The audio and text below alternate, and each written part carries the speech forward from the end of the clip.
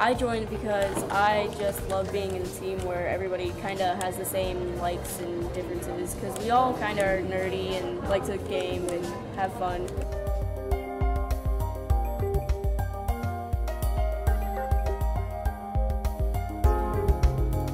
I believe in STEM. I think it's great for kids. It's hands-on. It teaches them how to problem solve. I want to be a robotics engineer when I grow up, and I feel like this will give me a good thing to put on my college application, and B, will give me a good jump start on programming and building robots.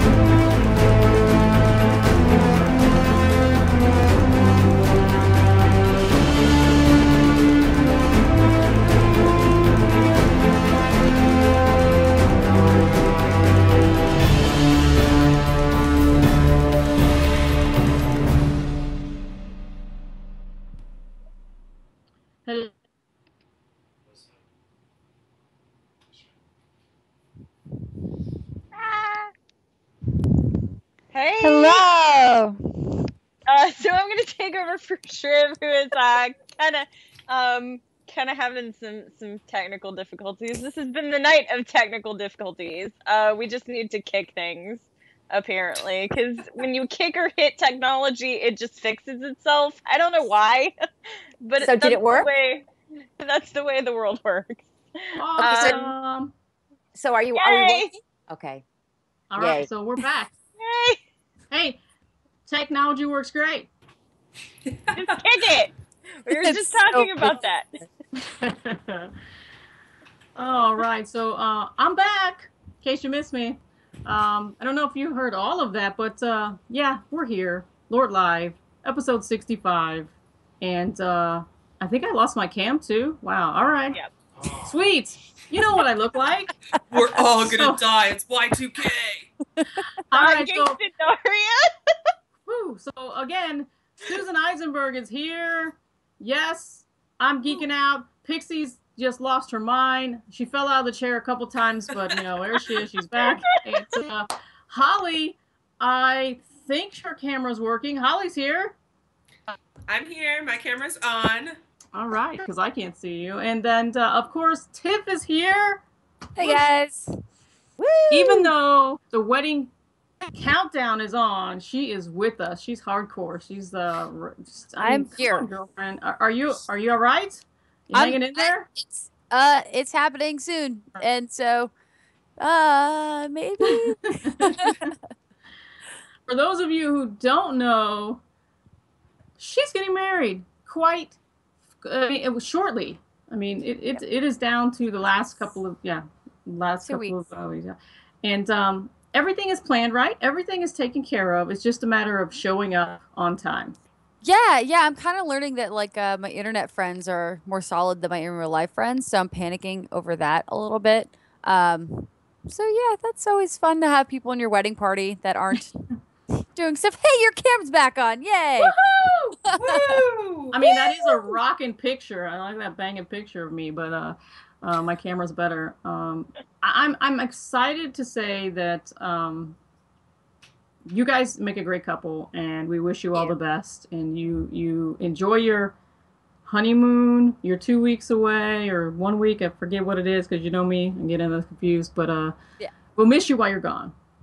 I'll miss you guys too. I'll be gone, of course, the Friday beforehand, so I'll still be here next Friday, and the Friday after that I won't be, and the Friday after that I'm actually gonna be at the Epic Gaming Lounge 10K uh Call of Duty Super Smash Brothers Mortal Kombat Street Fighter tournament that weekend. So if you are in the Dallas area, there's a really awesome tournament happening that weekend. So I'll be over there doing that.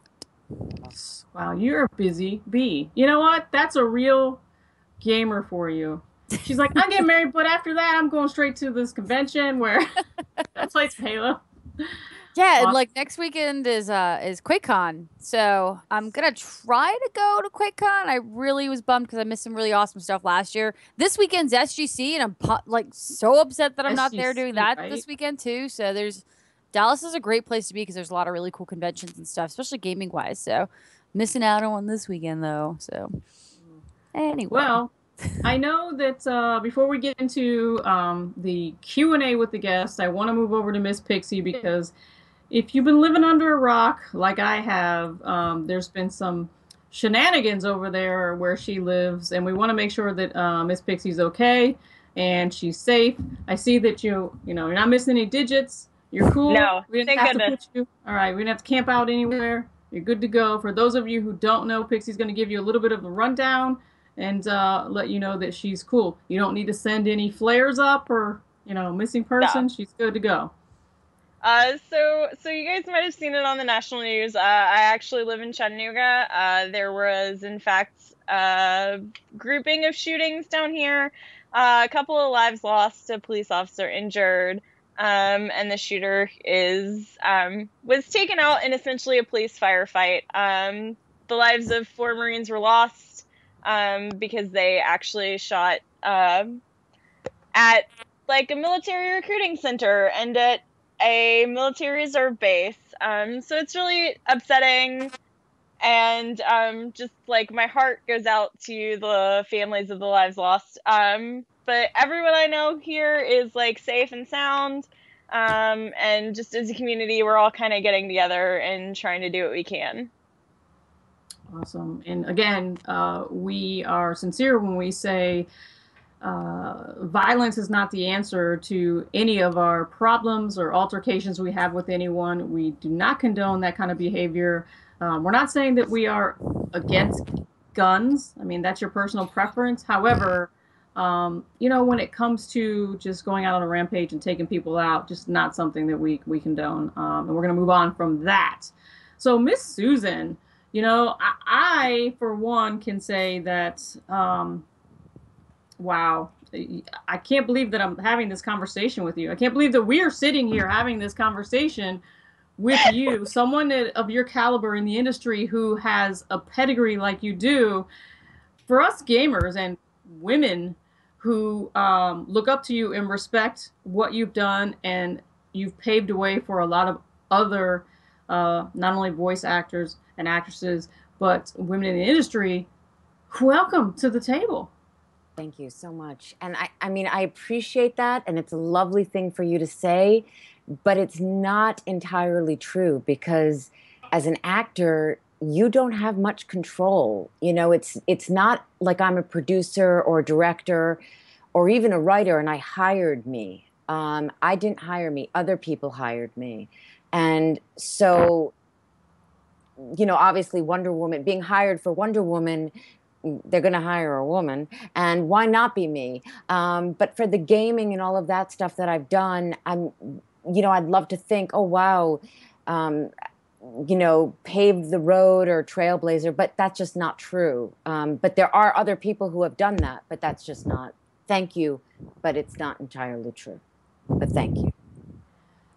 From a standpoint of giving yourself a pat on the back, I have to say, it's a little bit true, just a little bit, because you worked hard to get where you are.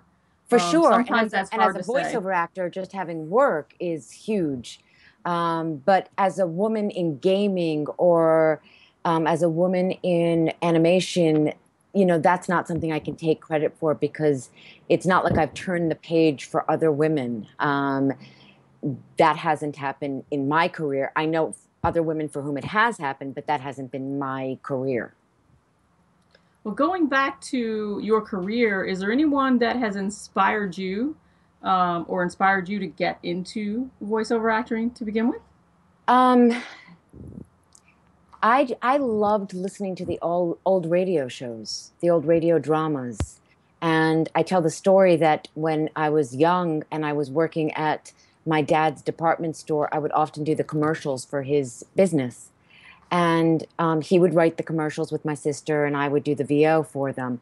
And we would go to this like small radio program, and it would be this round table, just like you all are, without Skype. And we'd actually be all there together. And then when we'd go to commercial, I would do the commercial. And so that was a really like an early taste of something that I thought, wow, this is, I like this. I like the intimacy of radio. I love doing this. And so that's when I thought maybe I'll do something with this later on. And it wasn't until much later on after acting school and all of that that I'm like, wow, there's a whole career that people can do this for a living. I didn't know many voiceover actors. I didn't know that many people within the community when I came out to Los Angeles. Now I know a lot of people and I have enormous respect for so many people in the industry. But at the time, I really, when I would say I did voiceover, people would say, "What's that?" Now people are like, "Oh, do you do promos? Do you do animation? Do you do game?" They know it. Back in the day, no one had a clue, including me. I was just like, "I don't know what I'm doing," but it's worked out okay. It's incredible to hear just about all that you've done and all that you're doing. Now, I know that you've worked on a ton of video games, and obviously, I'm a gamer. We're gamers. Right. So, what would be the favorite game that you've worked on, and why would that be your favorite? It's a little tough to answer that only because they've all been, I've had amazing experiences recording these games. And so it's almost like saying, what's your favorite child? They've all been pretty great. I've been very lucky. And I've also done Wonder Woman, games. So not a Wonder Woman game, but, voiced her in games. So that's always going to be the most special because she's the most special character I've ever voiced. But having to play a variety of voices in Skyrim was so much fun. And I got to see it because a friend of mine was playing it. So I'm not a gamer. So I got to experience that and see that universe. And that was just so much fun. But Destiny was a thrill because of the size of it and being asked to be the voice of the human female player. I mean, that was just, pinch me. I mean, that was extraordinary. Being in Mass Effect, that is so iconic as a game, and being a part of that. They've all been special. And then Injustice and DCU Online game, that's Wonder Woman. So, that's the gift that keeps on giving because that's Wonder Woman. So anytime I get to do that, I'm like, yes, please, more please. I hate to be able to, I mean, I want to be able to answer, but they've all been fantastic. And as an actor, when you get a call that you booked a job, you're just thrilled and delighted to get to work. It's not like I'm sitting there and saying, which one do I want to do? It's, you audition. And if you're lucky, you get offered something without an audition. But most of the time, you're just auditioning. And when you get chosen to be in that community of Skyrim or Destiny or Mass Effect or any of these, if you're not feeling grateful, there's something a little bit wrong. And I mean, out of those ones you listed alone, I think we can all definitely see why you couldn't pick a favorite. Yeah. So definitely understandable there. They're pretty great. Between Skyrim and Mass Effect alone is just, it's incredible. It's so funny because I did Emerald City Con in March. And so, they publicized me coming and they tell me, and I had the most amazing experience there. And I really loved doing that convention. It's an extraordinary convention. But I'm there, and they publicize that I'm coming, and it's the voice of Wonder Woman, and then they list another credit, and the other credit was trying to think of it now, and it's like, of course, just leaving my head. I'll think of it at some point in this interview. And it was a credit that I'd done one episode of this TV show, and Avatar. Yeah. And so it's hugely popular, and everyone's like coming over to me and saying, "Oh my God, you were in Avatar. Which episode? You know, what'd you do? Which character?" And I'm like, "I played Selma." You know, and I knew and they're like, "Selma?" And it was like this little episode, not a big part. And I'm like, "You guys, I'm in Seattle. Talk about Destiny. Let them know I did Destiny." It was so funny to me. After a while, we would just be cracking up at my booth because it was like we just had a sign made. I played Selma in Avatar, this episode, Zuko alone. And because I was like, it became the most asked question for me over the week. Wow. Yeah. Hey, I can say I know exactly what that is and who that is and what episode because my daughter has the box set and has watched that at least 16 times in at least 3 times in a row per session. So I've watched it a couple of times, and well, if only you had great. been in Seattle, because right, the blank stare at people's faces when I'm like, "Oh, Zuko alone," and they're like, "Yeah, no, they're like, I yeah. didn't see that one." I'm like, "Did you play Destiny? Did you play?" You know, there are things I've done. So anyway, when I do my next convention, I'm going to make sure that they hype the right credits because Avatar not great for me. So guys, our hashtag for chat questions is once again hashtag WW. Speaking of chat questions, I'm gonna ask you a couple things about your pedigree, and we'll get into the chat question. So can you tell me a little bit about where you went to acting school? Yeah. Well, I did acting in high school. You know, loved it. Didn't necessarily feel comfortable at that point in my life saying I'm going to be an actor. That was a scary notion to me at the time. Then went to college and studied film, actually, in college, cinema studies major, but always studied acting also. Did plays in college at American University in Washington, D.C. And while I was at American, I also went to Tel Aviv University in Israel and studied acting there my junior year. And then when I graduated college, I went to the American Academy of Dramatic Arts in New York and studied acting there and voice, body movement, all of it. I mean, you don't just study one thing. And then when I moved out to Los Angeles, I took classes in voiceover at UCLA. And I also took classes wherever I could find classes. Again, it wasn't brand new. People have been doing voiceover for decades when I got to LA, but it wasn't like, oh, so easy to find. Now, you know, you can find voiceover classes everywhere and anywhere. And so how many years would you say you've been voice acting, and what are the requirements? I think I've been making a living at it since the late 1990s, where like I didn't have to work a day job anymore. Because I always had other jobs, whether it was in casting offices or working for directors, writers.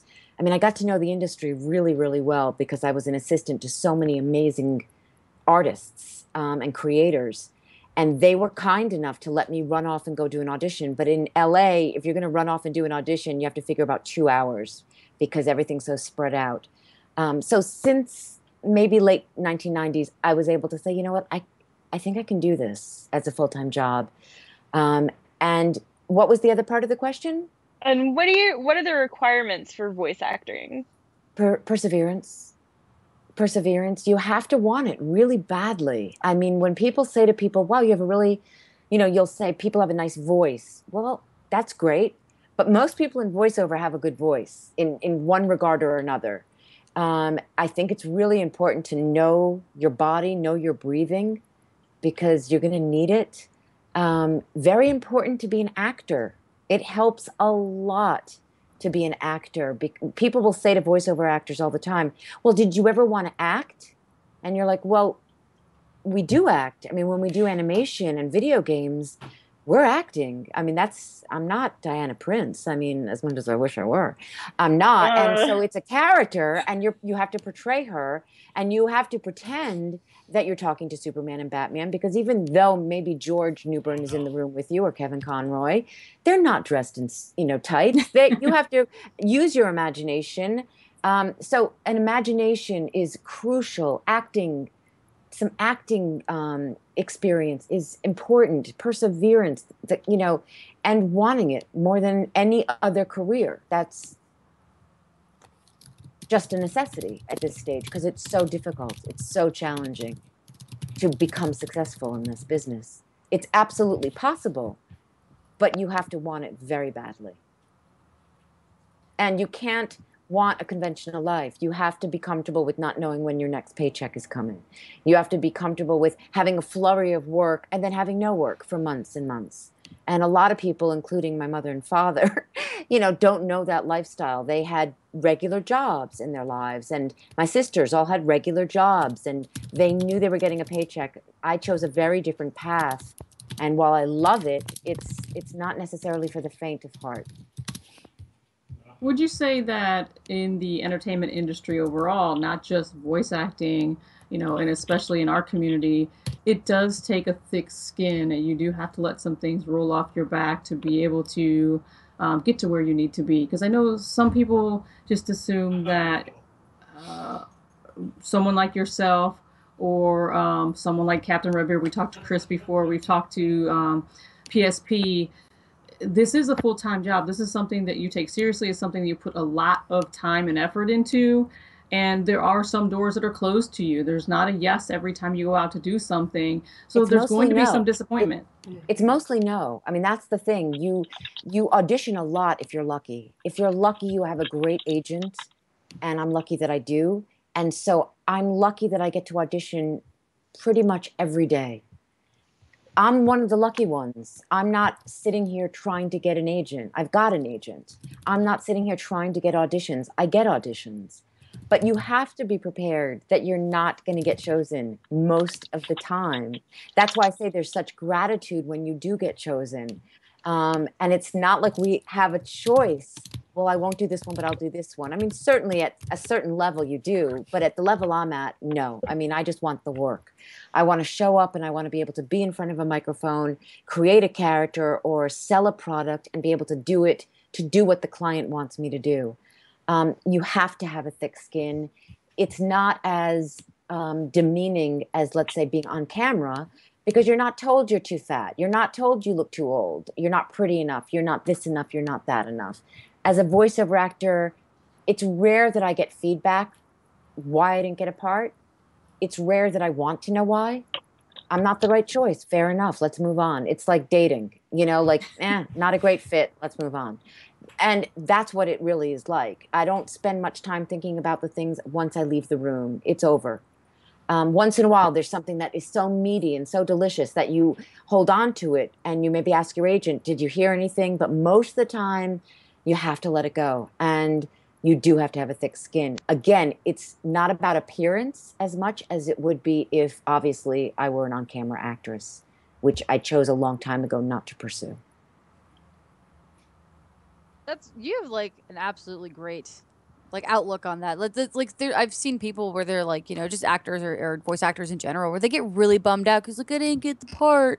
But like the way you said, it's a job, and I'm trying to get it. If it doesn't fit, it doesn't fit. I'm not that right person. So I really love your attitude about the whole thing. I think that's really fantastic. And not to say that there aren't heartbreak. There are heartbreak. Well, yeah. There are jobs that you think, I could not have done better at that audition or at that callback. I don't know how they could have found somebody who did it better, Shit. And meanwhile, they did. And luckily, I have another audition tomorrow, or the next day, or the next day after that. And so I have another chance. I think when it becomes overwhelming and very depressing is when you don't have that option coming around the corner. And it's like when you don't have another date or another something on the horizon. As long as you have something on the horizon, as long as you have something on your calendar, you're in it. You're in it. You're a player. And so that's I try to hold on to that. Not that you can't find me on a bad day where it's Of like, course. but most of the time I'm like pretty optimistic. I think that's a really great quality to have too. And one of the questions that I had for you is, I know going back to Wonder Woman stuff, but with voicing such an important character, I mean, she is just a very strong character, no matter what way you look at it. Do you feel like you've taken on some of the traits of Wonder Woman, or do you feel like you've just always had them in you, and that's why you do her so well? I mean, she's awesome, and I feel like if I was playing that person, I would feel like Wonder Woman. I would feel totally amazing and super rad all the time too. Of course, ups and downs, life is life. But do you feel like you've already had that in you and that's what brought out such a great voice for Wonder Woman? Or do you feel like it had fit at the time and that brought out something better in yourself? Well, I could never say that it was in me all along. I mean, I only wish I could have kicked some ass when I was in high school in junior high getting bullied. But no, I wasn't fortunate to have Diana in me then. But I loved the character when I read the script. I loved her. I've always loved her since I've done this job. I mean, she was written so beautifully, and we kind of grew up together. When I got the job, I was kind of green, and I was very intimidated. And the earlier scripts of the Justice League, she's new to the League. She leaves her Themyscira and she goes to join the League, and she's quite girlish. And if you listen to some of the earlier recordings, I'm nervous and my voice is in a higher range. And I got the princess. I hadn't quite gotten the Amazon and the warrior yet. Later on, I got it, and it stayed with me. And to this day, if I'm working on something and I have to play her, it's there. It's in me. And she has influenced me. She absolutely has. She has enriched me as a person, as a woman. I feel stronger for having played her. Susan Eisenberg, believe very strongly in right and wrong. I believe in gray areas, but I believe there is a right and wrong, how to treat people, how to be civil. I believe in those things so strongly in my own life. So having her as an extension of that, Lucky doesn't cover it. It just doesn't. That's awesome. And you don't have to apologize for going back to Wonder Woman, because I'm here because of Wonder Woman. I'm known in the community because of her. I mean, she has, as I've said many times, been the greatest professional gift of my life. And no matter what else I'll do in my professional career, and I hope there are many other jobs, she'll always be my crowning achievement. I could just imagine. I mean, I know Pixie's totally loves Wonder Woman, and a lot of us really do. And it's one of those things where like we just believe in so strong, like how strong she is and how amazing she is. And then to meet somebody who has grown with her character, it's really awesome. You're just amazing at it, and I love it. I'm excited. Thank you. I have to say, I grew up with Linda Carter as my Wonder Woman, and I just have to ask, have you met her? And did you geek out? Did you just kind of stand there with your picking your mouth above? The funny thing about Linda, I haven't met her.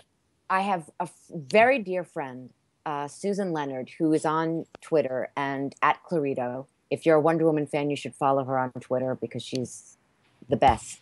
And Susan is the biggest Wonder Woman / Linda Carter fan I've ever met. And Linda is a performer, as we all know, and she's a singer, and she's got a magnificent voice, beautiful. And Susan recently came out to Los Angeles to go hear Linda and wanted me to go with her. And so I wanted so much to go to the concert. Unfortunately, it was the weekend I had Emerald City Comic-Con in Seattle.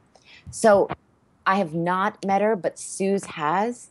And Suze has wonderful pictures of her, with Linda, showing her Wonder Woman's memorabilia and having her sign. And she says the loveliest things about her. So no, I have not met her, but I certainly grew up with her. And I think so much of Wonder Woman's popularity is due to Linda Carter, because she's so captured the imagination of an entire generation. Yes. And, so she's iconic in that role, she is. And she's carried it and continues to carry it Yes. to this day. To this For day. generations. I know Pixie, for you, it's a little bit different because I saw the Yeah, face I she didn't. made. Yeah, I Because didn't grow up with she's Linda like, Carter. I don't I know grew up about that with one, but Justice League. Like, I right, still yeah. watch it to go to sleep at night. Like, that's my cartoon to sleep to.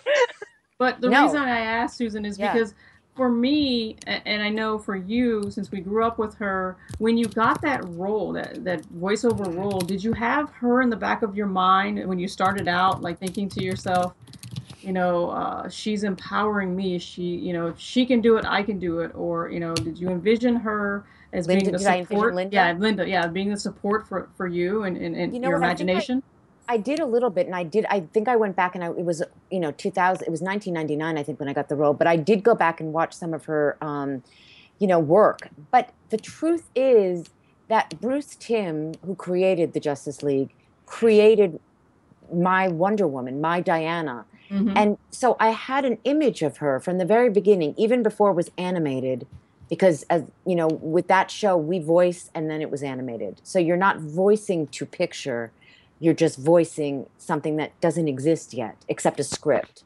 And the scripts were incredible.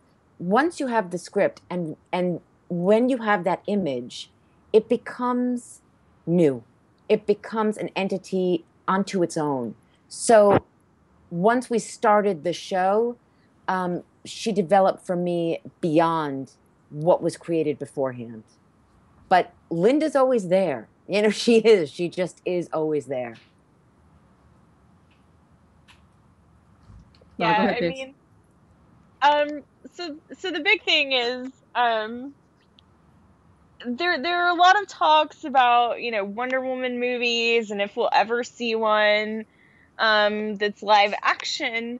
If you could pick anyone in the industry to play her now, who would it be and why?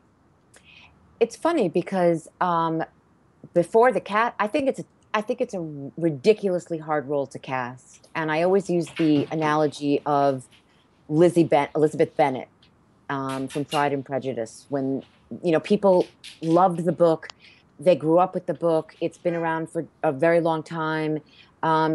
It's beloved, and when they cast that role, there's sometimes an outrage, or people are angry that it wasn't this person, but why that person?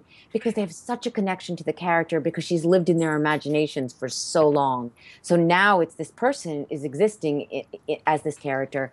I think it has been very hard to cast her with a real person. I give Linda Carter so much credit in that she embodied the beauty and the strength together, which is so challenging to do. I know this is going to sound funny, given the circumstances, but I always thought Jennifer Garner would have been wonderful. I just thought she would have been wonderful. Having said that, I thought that before it was announced that Gal was the new Wonder Woman. I'm excited for Gal. I think it's an extraordinary opportunity for her and for Wonder Woman. And I'm just again, I'm so optimistic because now they're talking about a Wonder Woman feature and a Justice League live action feature. And if Batman versus Superman goes well, there'll be no stopping her. Yeah, it's mind-boggling to think that after all this time, for some of us, it feels as though the full feature would be an afterthought. But for a lot of us, we just were like, it's about time. It's about time for sure, and I think that's what I hear on Twitter all the time is the frustration of the fans, and I totally understand that. For me, that's why I say to the fans, let's wait because it's now we're on the way. Now the ball's rolling, so let's just stay patient, stay optimistic, and believe that this can be magnificent and kick-ass and fantastic. And I'm stunned that there hasn't been a Wonder Woman game like the Arkham for Batman. I'm stunned that hasn't happened yet. If there was, oh my gosh, I would be so excited. And I'm not saying for me to voice her, whoever voices her, I just cannot believe because that's an easier start. In my opinion, start with a game. Give her a game. And she then, was in a Justice League, or in that would be the first collectors I ever bought. The first collectors, if I could get like a Wonder Woman X-Bone, I am like, Here, take my money. I would There's throw such an it audience. at my computer There's such an screen. audience for that, and I'm surprised developers. I mean, obviously there have been discussions. I'm not privy to them, but it's shocking to me. More than a feature, I think the feature will come, and it's long overdue. But from in my perspective, the game. Are you kidding me? We haven't seen a Wonder Woman game. I mean, the Batman Arkham is so successful, rightfully so. I hear that it is phenomenal as a game, but I believe that we could have a phenomenal Wonder Woman game as well. I 100% agree with you. Sorry, I have somebody up from Don't bed. apologize. Good night. Bye. Good night. She's like, "What's going on? I heard Wonder Woman. She has Wonder Woman jammies, so she gets really excited." Aw. But that's another thing that we could kind of talk about too. But that's a whole. Hang on, let me get this one out first. When they announced that Wonder Woman was going to be in the Injustice game, I was like, "What? This is going to be amazing!" And you know, I think Injustice was probably one of the DC games that I sat there and I just played it all the way through just so I could see all the characters. And when I got to be Wonder Woman, I was like, this is so badass. Like, I was really pumped about it.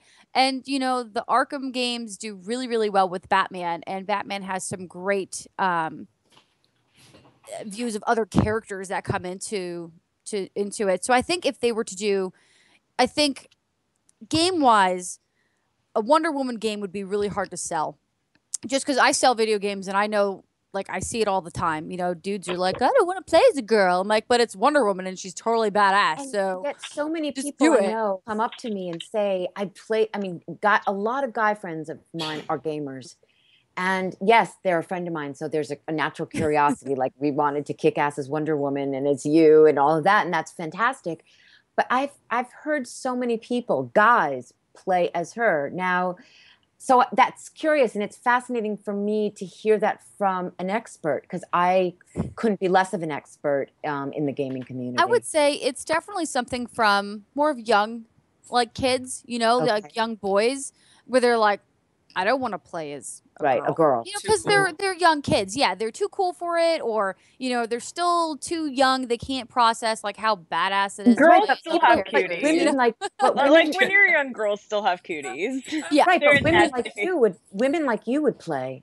Oh, absolutely. Right. So, but you're the consumers. You're from what I'm reading about gaming and what I mean, you guys are becoming the gaming community. You're equaling the men. You're equaling the guys. You're buying these games. You're playing these games.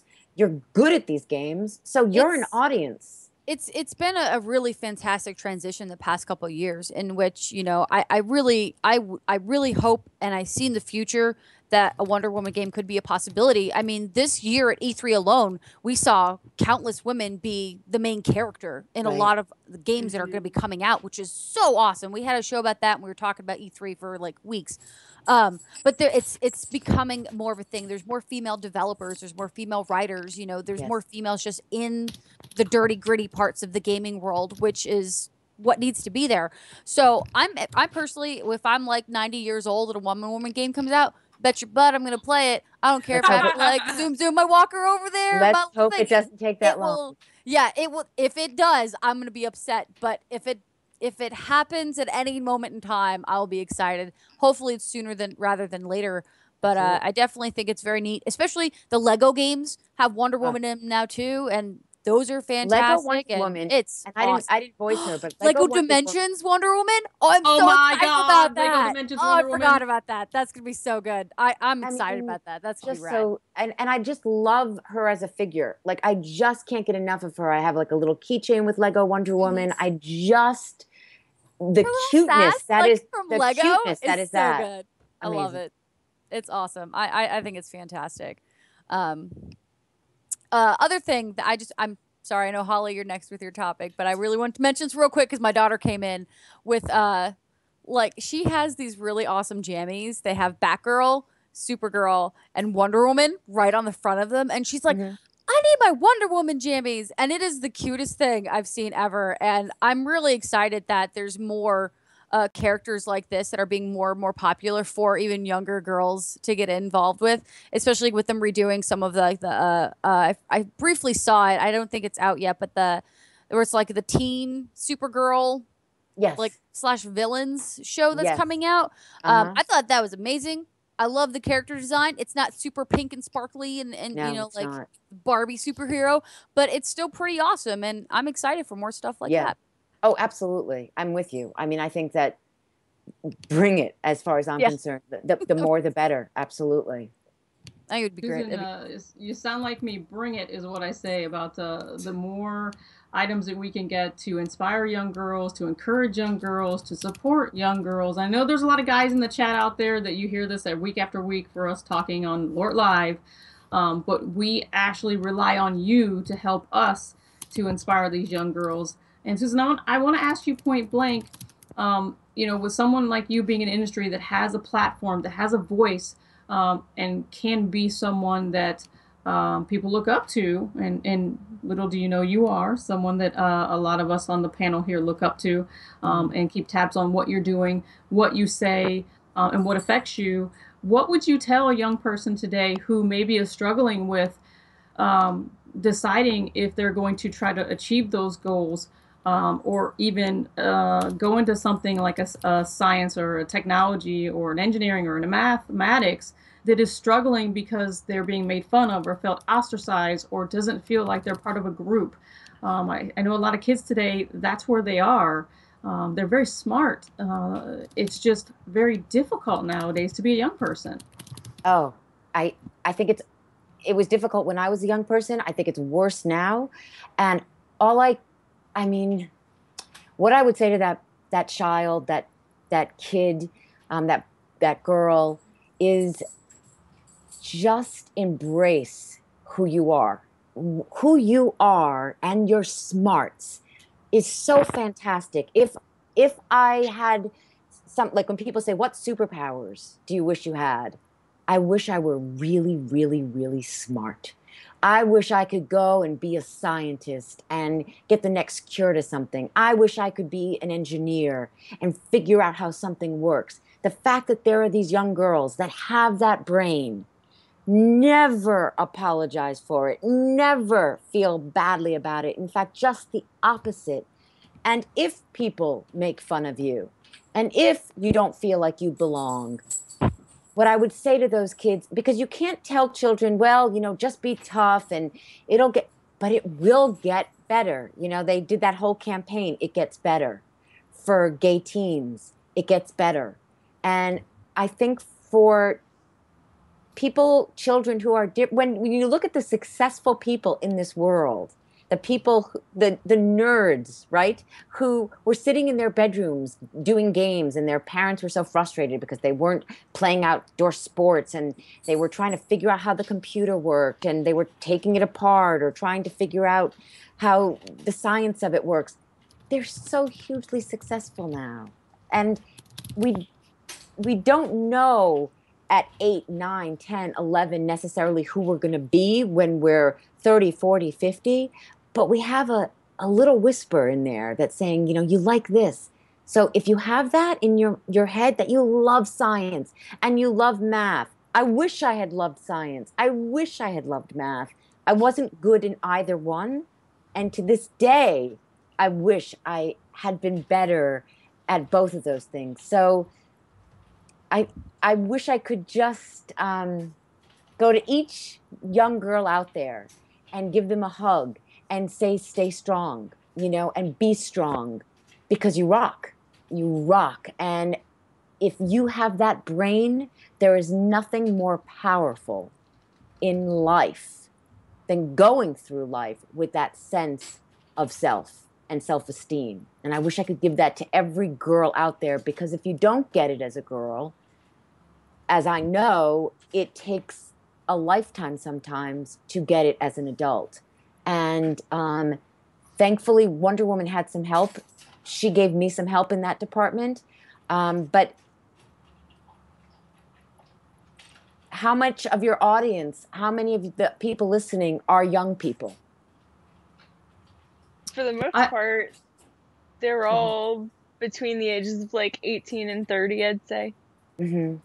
The demographic, she's right, is 18 and 30. However, a lot of those people that are on that latter end have kids and or work with or interact with young kids. Mm-hmm. And I think it's important to understand that everything that we do affects someone else. And that's why we have the roundtable. It's why it was created, to be able to share all the fandom, all the things that we love, but in a way that shows that we tolerate other human beings. We may not agree with everything everyone says. We may not like everything that everyone says. However, your opinion is your opinion. The way you express it or the way you come across to someone is entirely different. So being respectful of someone else for their views is part of being a grown-up, and that's something that you learn as a child from another grown-up. So again, this is why we created this format. What's really funny is the one part that you had mentioned, where kids are in their rooms, you know, and they're tinkering with something. Their parents are upset they're not outside. Is, you know, like I'm around kids a lot. I sell video games, is what I do, and we'll have parents come in and they're like, "Oh, he just wants to play this Minecraft all day. We should go outside and play sports." And I'm like, you don't understand all of the like engineering and the things that he's learning from sitting there playing with his friends playing Minecraft instead of passing a ball around. Like, I get it, you know, sports and teamwork and doing stuff like that, but if he's not going to be an NFL player, what is that going to do for his life? Really, is he going to make money playing football at 35 years old? Most likely not. He's, Well, and you it know, all he'd comes be able down. to get an engineering degree, you know, go further with that, with science and technology, something that's going to move his career forward and move himself forward. I mean, you have both sides of that coin, where it could go really bad and it could destroy his life because he doesn't do anything else, or you can encourage it and see where that takes him and maybe get him more involved in the science projects. And I'd really like to see more adults get more involved in what their kids are doing with the games. And me personally, I like to let them know that, you know. And so for me, I have a part of this community where I get to turn around and be like, listen, Dad, this is what is actually going on in this game, man. This is what he's doing. He's not just sitting there killing stuff, you know, he's sitting there reading a book on how to get this thing to do that. I'm like, there's engineering in that, and he's building things and doing all kinds of stuff like that. So it's really interesting to have those parents come in and they just don't know anything, you know. And I think that's really important in our community to have the older generation of us, you know, who have kids or into this stuff, talk to other people that are maybe a little bit older than us that just don't understand, and just kind of bring them down and be like, hey man, this is what they're doing, you know. I think that's really important too. And I always think that we should be encouraged to be who we are. And, you know, and I think that whatever your wishes and your dreams are for your child, and if they don't coincide with what what they want to do, it has to be okay. You have to let them know it's okay that they don't necessarily want to play soccer, but they love playing Skyrim. And not to say that physical activity for kids isn't hugely important. I'm a big tennis player as a kid. I believe in being outside. I love hiking. I love all of that. I think there's nothing better than fresh air. But, you know, just allowing them to have their imagination and to go with it and support what it is they want to do rather than what you want them to do. And, I encourage kids, if they have a passion, and I say this all the time at cons, go for your passion. Believe in yourself, despite the odds, despite the competition. Just go for it. Absolutely go for it. You know, there's some chatter back and forth. I'm sorry, Holly, I'm gonna cut you off real quick. There's some chatter back and forth in the chat about some people are saying, you know, kids in sports, it's a great thing. They need to get outside. They need to be able to have fresh air and socialize.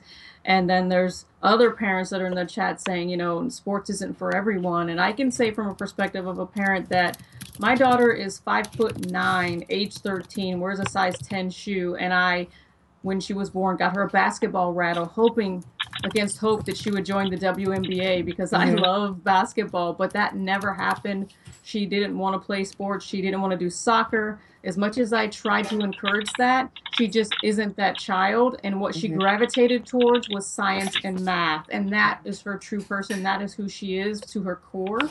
and there was no getting away from that. So I encouraged her to do what she felt that she wanted to do. Now, every once in a while, I'll say, "You sure you don't want to go out for the basketball team?" But it's now our inside joke. And what she's done in the interim from being age 8 to age 13 is created her own video game, won awards, is making robots, programming, and encouraged me to start this company because I'm inspired by her understanding her own vision and her own path. And all I did was just put the roadmap out and say, "Here you go, kid. I'm right behind you." Right. So some kids, it's just never going to be as much as we want because I was a sports-minded child. I did track, field, everything I possibly do. And video games came a little later in life for me. But for these kids that are coming up behind us, it's part of their everyday. It is not just a hobby. It's part of their Right. lifestyle. It's not something that they were um, had and taken away and then had, or it's just always been. So there's no getting around it. It's why we offer educational services on our website to help parents understand that fighting against this is kind of resistance is futile, as they And you say. can have a career in this. This isn't fringe Correct. anymore. This isn't something that's on the fringes. This isn't something that a small group of like nerdy kid. This is mainstream.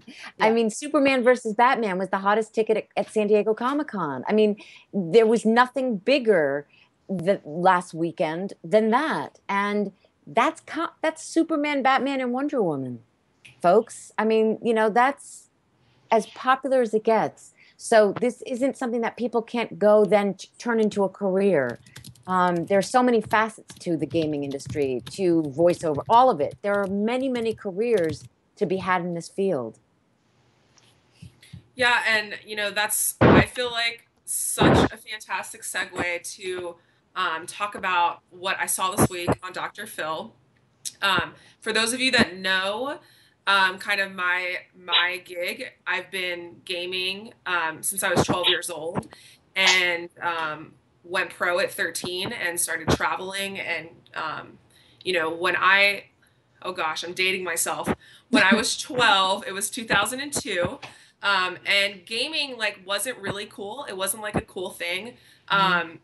But my mom, like you guys are talking about, I feel like she did a really fantastic job at balancing well. I did tap, jazz, ballet, modern, hip hop. I played basketball for 15 years. I'm a second degree black belt. I played tennis. I mean, like, I was never home. I was always out doing activities. And then when I was home, I was gaming.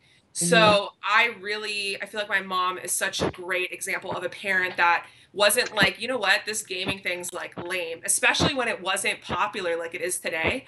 She Right. supported me and was like, you know what, I'm going to come alongside you and I'm going to drive you to those LAN tournaments 3 hours away because you don't have a license. And I'm going to take you to your dance competitions and you're going to do it all.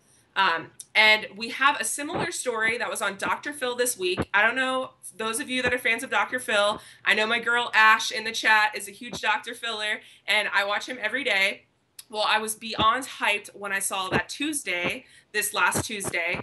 It was about a boy who is addicted to gaming, and his parents believe that he's slowly killing himself. He's 23 years old, and he's lost 50 pounds within the last couple of months, and he's like super tiny, so it's not like he has much to work with. He pretty much work like 12 to 24 hours a day is gaming. He doesn't have a job. He dropped out of college. Like, any aspiration or anything he's had outside of gaming has not really worked for him. And he's completely like pulled that from his life. So his focus is gaming. When I saw this commercial, I was like, oh my gosh, so excited. My second thing was, oh gosh, this is going to be bad news. Like, Dr. Phil's just going to talk about how horrible gaming is and how this is such a bad thing for kids these days. And like, I just started thinking all these things. So come Tuesday, I watched it live, which I normally record it. And I'm like sitting there on the edge of my seat. So what's interesting about this young man is he says that he knows that gaming is a problem, but he also loves it at the same time. And when his parents kicked him out of their house, he had 2 feet of trash in his room that had to be shoveled out. So like, this is like a whole nother, just to give you guys a picture. And you could see in his eyes as he was explaining his situation that he had tears in his eyes. Like, he said, quote, "I feel so far behind in life compared to my friends, and there's no hope for me." He did say that he's been the top 20 in the world in a few games. They did not list the games, which I was bummed about because I'm like, really, have you, bro? But they didn't list the games, so I can't judge that. But the coolest part was that Dr. Phil said video games can be a great thing, and it's the abuse of them which is the problem, not the games themselves. Dr. Phil also brought on 2 gamers that balance their life well and also game. And he had the Second Life CEO on to talk about great things that happen in game and cool things that happen from gaming. And I thought that this was just such an amazing show because a lot of people that watch Dr. Phil, guys, aren't gamers. A lot of them that watch it think gaming is not good. So I thought this was just so fantastic that Dr. Phil had this. So Dr. Phil then at the end looks at the mom and asks an interesting question. And he said to her, did you see this coming? Did he play too much? You had him playing since 8 years old. And I want to know what you guys think about that alone. I completely disagree with that because of what I said in the beginning. You know, I started at 12 years old and I was doing everything. So like I was the kid that didn't have to do PE because I was in 60 hours or more of activity and I was professionally gaming. So I don't believe that she could have seen that coming. I don't believe that. I mean, a lot of kids, he's 23, I'm 25. So we're pretty close in age. And I feel like at that time, like that's what we were doing. We were going to LAN parties. Like this was the new thing. This was like the big event. The LAN centers were having lock-ins. Like this is what we did. Like I don't feel like she could have seen that coming. But what do you guys think? Susan, let's start with you. What do you think about this? I think if I had a young child who was 8 years old and was playing all day and every day, and you know, I wouldn't allow that. First of all, I mean, there has to be a certain age where it feels appropriate as a parent to allow your child to do that and engage in it. So that's first of all. I also think there has to be some balance to life across the board. I mean, across the board. And so, I think spending that kind of time, having a passion for something is amazing and it's wonderful and I encourage it, but there have to be some limitations too. And I think for a child, the parent does have to put the limitations on it. At a certain age, it's harder, and as the kid gets older and older, it's harder and harder to do that. I have a nephew whom I love with all my heart. He's a huge gamer. He would be up at like 2 in the morning gaming. And he's just graduated high school. He's about to go to college. He's this wonderful guy. But my sister, he would drive my sister crazy because he'd still be like they'd walk by the room at 2 in the morning and you'd hear him, you know, he doing the community gaming thing. And Marcy would be like, what? And he's great. But there was also times where it was like, enough, done, go do something else, turn it off. And again, I'll say what I said earlier. I believe if there's a passion, then the kid should be encouraged. But I do believe that it's incumbent on the parents to have some sense of proportion with all of it. You know, I think it has to be. I think with parents have to know what their kids are doing online, whether it's gaming or Twitter or Instagram. Parents have to know. 12-year-olds aren't making great decisions, folks. 18-year-olds aren't, you know, so I think we have to oversee it, but I think at the same time that kind of passion has to be encouraged. You're totally right. Pixie, what say you? Yeah, I think gaming addiction is actually a real thing. I think it is just like being addicted to anything else, be it drugs or alcohol.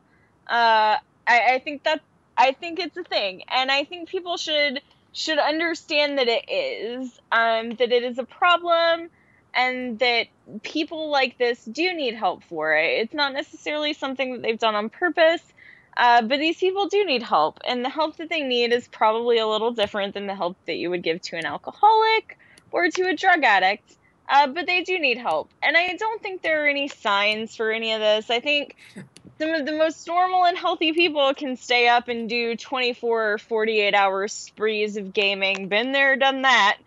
And it's not a big deal. I think it's only when a problem really gets out of control that you actually can see it's out of control. Yeah, I pretty much agree there with you. I mean, this isn't something that is like a addiction that we've seen for hundreds of years. Right. You know, I mean, alcohol's been around for a really long time, and that's something that is a part of people nowadays. I think we're starting to see a new age of addiction with the video gaming stuff. I mean, we hear people passing out in cafes and all that other stuff. I feel like this kid's particular problem, if he was surrounded by like 2 feet of garbage, you think his mom would have noticed, like, hey, kid, your room smells. Are you going to come out of there? Was he living with her when that was? Yeah, so he lived with them till just till now, and then they kicked him out of the house because things just got too bad. So, okay. So this kid's living with them, and they don't see him all the time. You know, he's obviously wasting away. You should be checking in on him. So it's one of those things where it's a little bit of both, you know. Obviously, he has an addiction problem. He's addicted to video games. This is a number one thing. Second of all, where have his parents been this entire time? What have they been doing? Why are they not monitoring what he's been doing at all since he was 8? Where is he? I feel like he's been one of those kids where video games became a babysitter, and they walk into a game store, yeah, whatever, buy whatever you want, and they're on their phone, or they walk away and they don't pay attention. Why don't you have chairs in the store? I don't need to be here. Get whatever you want. Like, that's the kind of parent that I feel like is having this issue with her son, you know? I feel like if she would have been more involved in his life, and maybe even just finding out what game he's playing and finding out stuff about it and trying, it wouldn't have been as bad. He could still very well be addicted to the game. That's obviously there. But I still want to know, where was his mom, where his dad, if he was there, and why were they bringing stuff to his room and nothing ever coming out of it? Yeah, you don't just accumulate 2 feet of garbage. You have to show let's out. be real, Shriv. Would you ever Like, let your kid accumulate 2 feet of garbage? Would that ever fly in your house? Not so much, but I have to say, as a teenage child, girl or boy, there are times where you just have to go in and demand that things get picked up off the floor, food wrappers are out of there. I'm 6 and I do that. Are you kidding you do, yeah, you do have to kind of parent. Now, I'm not saying that it can't. Obviously, it happens where there are a disconnect between whoever's in the house raising you, whether it be your parents, your grandparents, you know, some kind of secondary caregiver, and the child or grown adult, young adults. You know, and at some point as a parent, there are times when you have a grown person in your house that you're just like, all right, well, you know what? You're going to fend for yourself. You're going to take care of yourself. How much can you take as a parent watching your kid self-destruct, and you start to shut down yourself? So we don't know what that situation was. However, my opinion on this particular topic is I'm a firm believer in being present in your child's life. And when I mean present, that means present for the moments that your child is having and trying to absorb those, because you don't get those back. It took me probably over the last 2 years of my life to realize that there have been times where I wasn't present and I missed things. So I had that aha moment of, okay, screeching halt, I've got to really take a look at what's going on, because my kid now wants to play online games. And it's going to be and that scary. was my aha moment. It was scary. And there are parents out there, I'm sure, and you're doing a huge service. Like, what do you do? What do you do? I mean, we'd like to think that these parents have the answers, but they don't have, a lot of these people don't have the answers. If their kid is consumed by something and can't seem to do, you know, there's nothing that he wants or she wants to do more than play this video game when she comes home from school, or he comes home from school and all his free time. when do you, what are the warning signs? When do you start to get concerned? And what do you do when that happens? I was saying, I feel like this is obviously a newer addiction that we're facing with. When you deal with somebody addicted to drugs or alcohol, you have telltale signs. They're there. It's just depending on how much you pay attention to them. We all know that. Some people hide it better than others. That's very true. But I feel like a gaming addiction is something a little bit different than the normal addiction. And of course, addiction can run in a family line. That maybe his father was addicted to something else. His whole family are have addictions. His great grandmother not only had a drug addiction but killed herself. His grandmother killed herself. His grandfather killed himself, all from addiction. They were all three of them alcoholics, addicted to narcotics. Like Dr. Phil wrote it out on the board of all the different family lines and all the things pointing to him. And he's like, this is a real thing, people. Like, this is not like just like he likes to game. Like, this is a thing. That's an interesting point there. I mean, being a mother, you want to know your family history, and especially if it was his grandparents that had committed suicide and they were addicted, then his mother does she have an addiction of some sort that prevented her from seeing his, or did it skip her generation and she's just like, oh my gosh, what is going on like in my life? I could see that maybe being a thing too.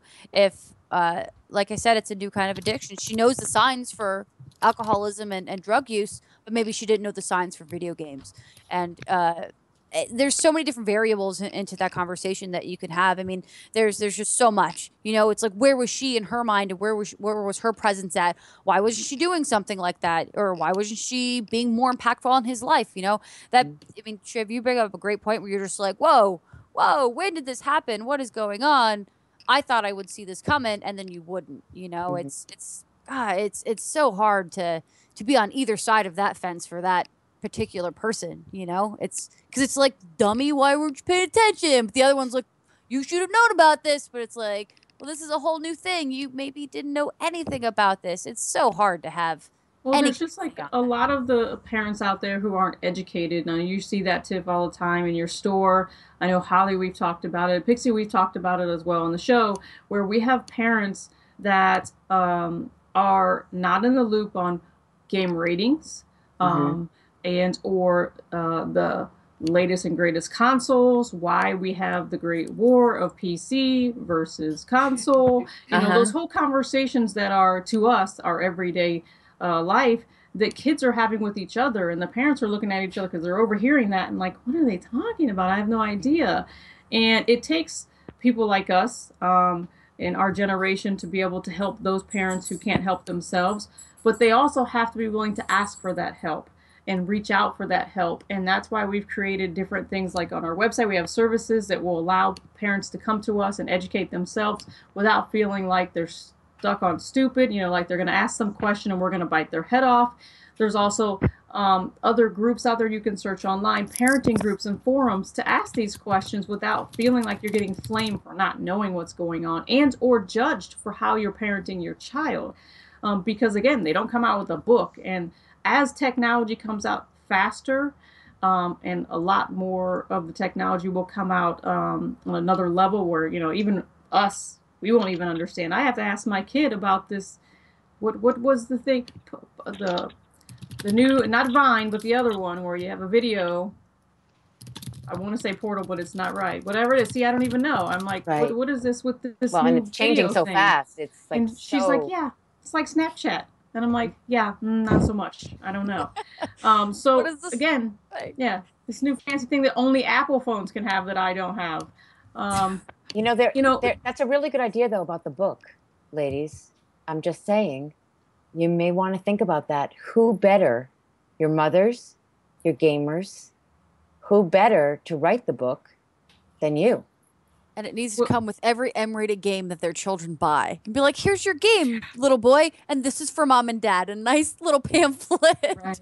Yeah, the one thing that we do is we do a lot of panels, Susan. We put ourselves out there so that we can be tangible. We can ask questions. We can give advice. We can actually reach and touch and talk to these parents, because we think it's important to not only have a book, but be able to be there and present and see the look on their face when the parent has that aha moment. That's rewarding enough for me. Well, do you do panels at Comic Cons? We do. We do panels at Comic Cons. We do panels at educational events for colleges, schools, community groups.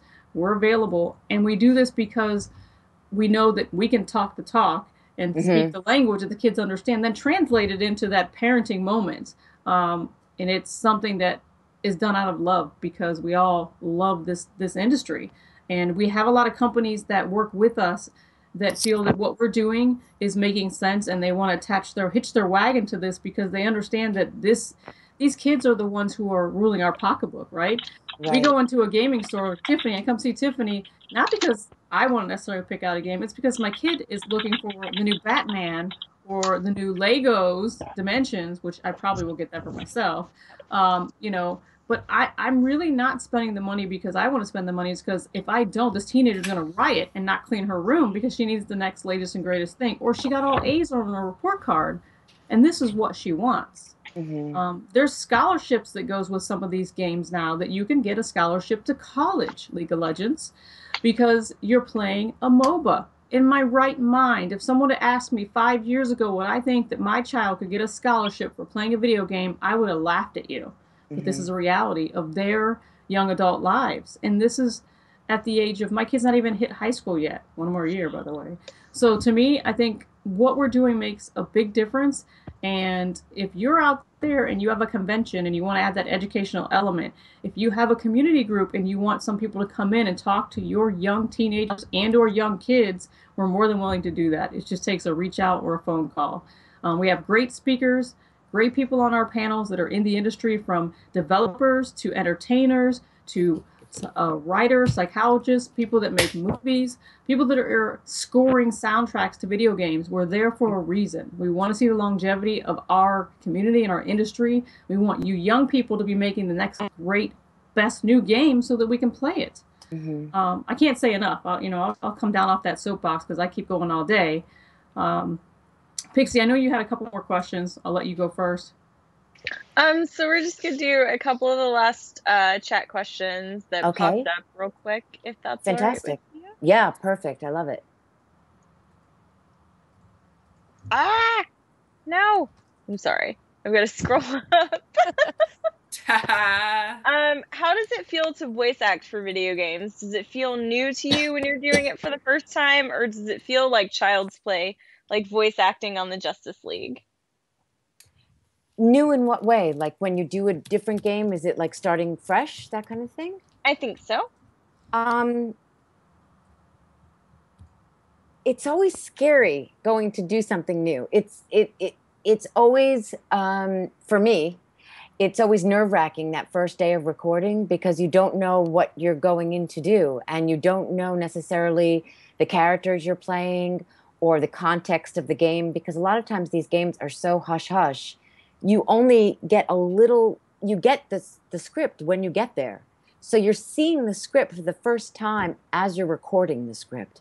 And you're there by yourself as opposed to being with Phil Lamar and George Newbern and Kevin Conroy in a room. You're there by yourself and you have a voice director. And it's very exciting and exhilarating because this is what you do for a living. But it can be nerve-wracking and scary, and you want to be able to give them what they want and create the right voice and help them with the character that they've created and give voice to that character. So it's a lot of things. But if you've done it before, chances are you're familiar with the process, but that doesn't mean that you don't get all like nervous inside and your stomach you don't have a stomach ache and all of that on the way to the session. You still get nervous? Always. Always. I was nervous before this interview. I mean, it's just, yeah, always. Always get nervous. It's good to hear. Frank Sinatra used to say that he used to throw up before concerts. And he said, if you don't throw up, it means you don't care. If you don't get nervous, it means you don't care. And, you can love it and be excited, but still be nervous. So that's where I fall in that category. I'm so giddy and so nauseous at the same time. You just took the words out right out of my mouth. That if you didn't get nervous and you wouldn't, you still feel that passion for what you do. You still feel the empathy for other people. You still have the qualities of what makes a great human being. I really appreciate the fact that you're taking the time to sit with us. And I know we're running a little long, ladies. So I want to make sure that there's any other chat questions in the chat. We throw those up first and foremost. Yes, we have got one.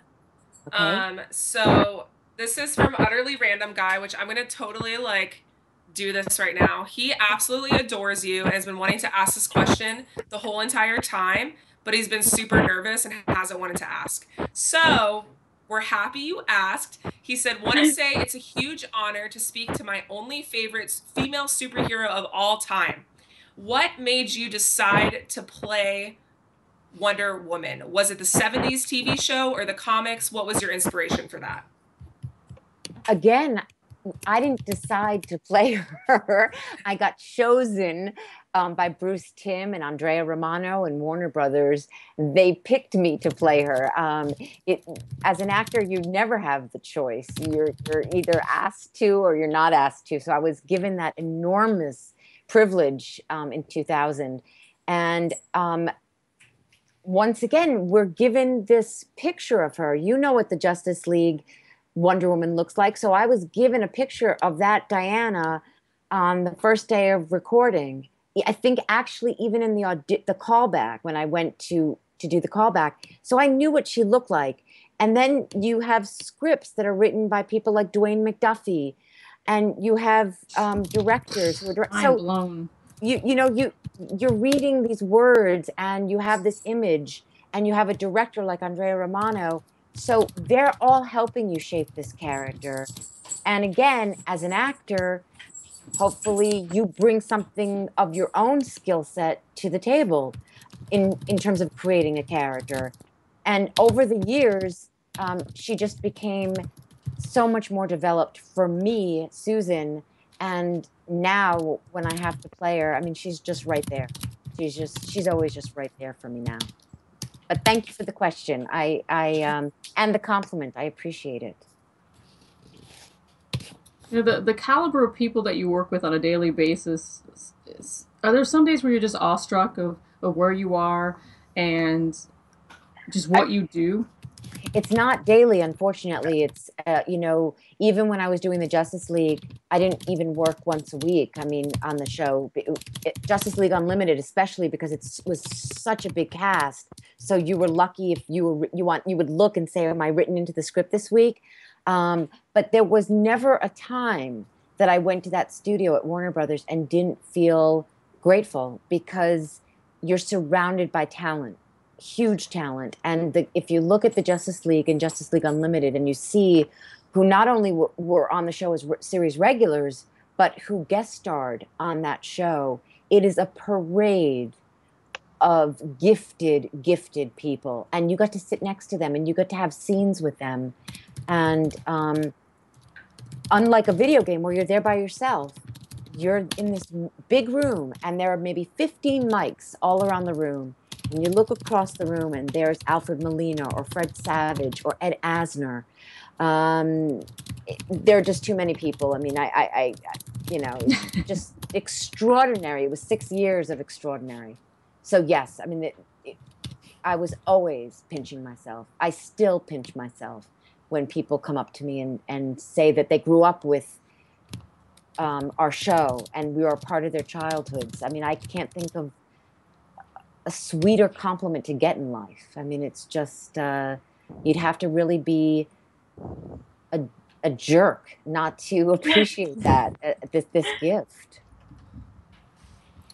Well, I think that the people in chat, you guys have been great. You guys have great questions. I know that there has been a running theme. One question that we keep seeing over and over is, if someone wanted to get started in the voice acting industry, what would be your advice as to, right out the gate, what are some of the things that they should do to prepare themselves and or give this a try?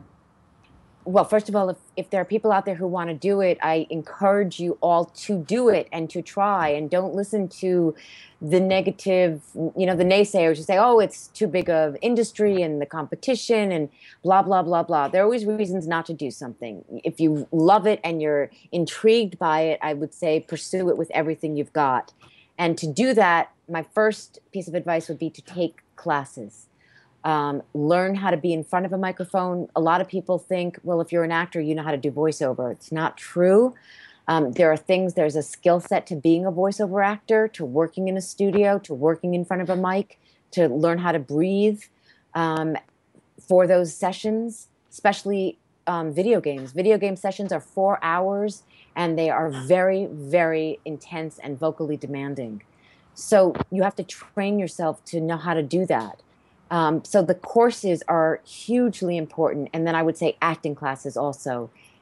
Take improv, take classes where you're just honing your skill and learning how to break down a script and learn how to develop a character, because you will use that when you do animation and video games. And then you want to put together a demo reel. And those classes that you've taken hopefully will help you do that.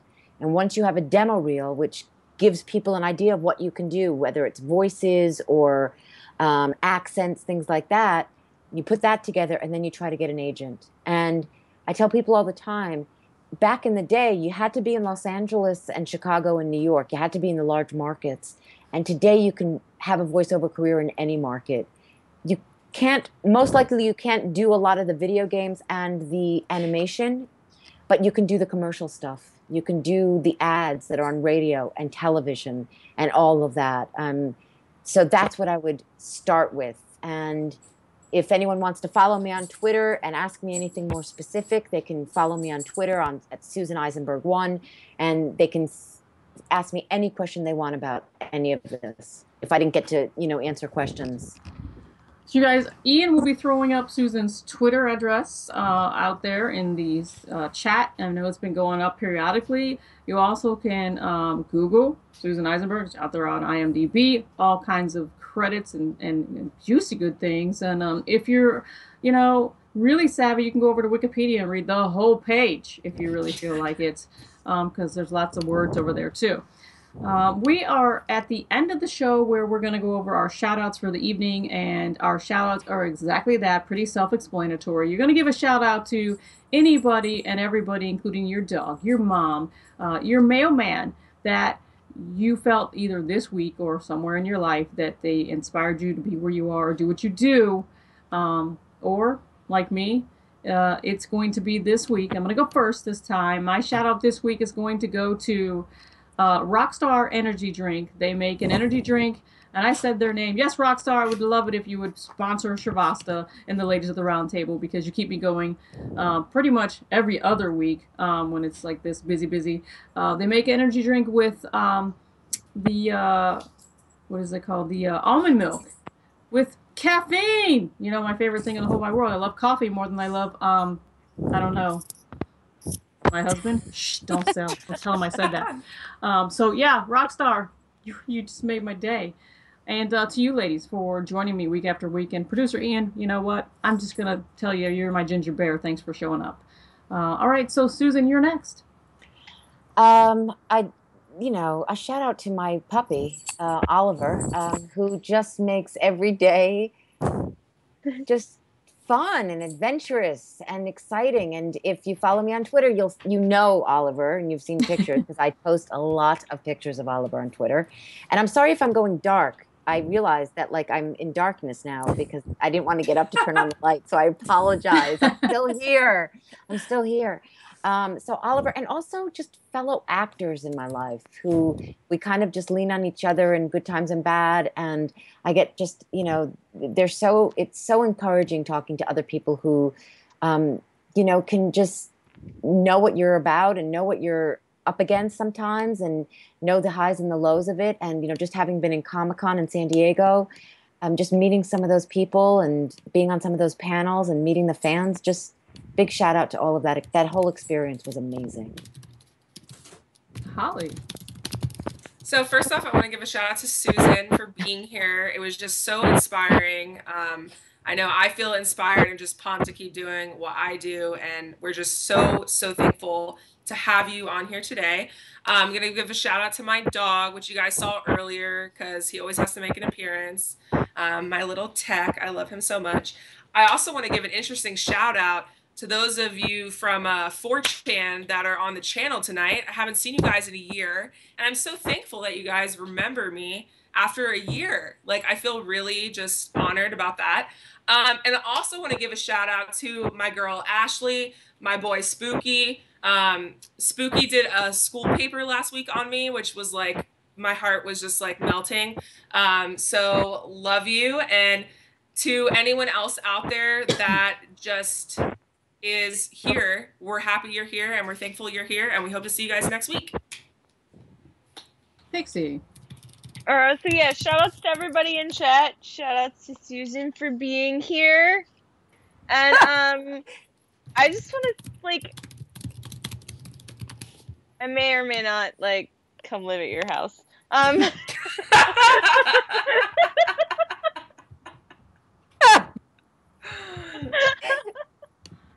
She just wants to hug you and love you and keep you forever. Fair enough. Fair enough. And shout outs to everybody. We all have a little bit of Wonder Woman in us, and it's totally okay to let that out. I'm just putting it out there. Not only is it okay, it's encouraged. Yes, you know, there's a right? great there's that great shot on Twitter. We're all Wonder Women, and it's like just a picture of tall, short, black, white, Hispanic. I've seen that. I think we've tweeted it a couple times. Yeah. Curly hair, straight hair. It's all of us, and we're all her, and we all have her inside. So that, you know, no better shout out than that to just all of the one, you know, all of us who have her inside of us. Tiffany. Brad, I want to say thank you to you ladies for putting up with me for the past couple weeks being crazy, wedding planning, and my ladies at Geek Girl Brunch who are also putting up with me being crazy. Pretty much everyone in my life right now, I'm really thankful for because they're putting up with me for being an insane person. Shout out to everybody in chat because you guys have been really rad tonight. Super awesome. And thank you, Susan, for being really awesome. And I would say thank you, Rockstar, but lately I've switched to Red Bull. So the Red Bull totally have to waiting for me in the fridge right now. So got to go that route this week. But thank you to everybody. And I want to tell you guys, if you haven't hit that follow button down at the bottom there to keep tabs on when we go live, please do that. Do it. Give us a Do it. follow over on the Twitter too, because then it'll let you know who's coming up for week to week. Next week's guest is Susan Sun Higgins. She's done the documentary GTFO, and if you haven't seen it, just Google it. It's out there, or double check on Sunday. I will put the link and the image up for the documentary Women in Gaming so that you can see that. And we're going to be talking about the movie. We all should have watched it by then, all of us hostesses, that is. And we will talk about the film and the industry and her perspective on women in gaming, because there are some heavy hitters that are in this film and they have some opinions that we're going to talk about. All right, so if you're not here next Friday to see that particular show, the Friday after that, OMG, our guest on the show. I mean, I was flabbergasted when Susan decided to be on the show. Anna Prosser Robinson's coming on the show the week after that, so it just gets better and better. And remember, everything that we do at Ladies of the Round Table is for STEM education and inspiring young girls to hopefully speak about the things that they love, do the things that they love, and become the change in our society. So if they don't see it, they can't be it, as I say. So please take the time to encourage the STEM child in your life, or reach out to another child who may or may not have the opportunity and inspire them. All right, so from Ladies of the Round Table, we are off and running your Saturday evening. Don't drink and drive, don't text and drive. And from us to you, Round Table out. Ladies, what are we going to do? Dance it out. All right, guys, let's go. Roll those credits in. Dance it out. Dance it out. That's right. Shake your booty. Burn, disco, inferno, burn. We need some more music coming in on the credits. Yeah. All right. So I much would fun. twirl, but I don't hear any music. Fall over in the chair for a while. Woohoo! And we're out. All right, ladies.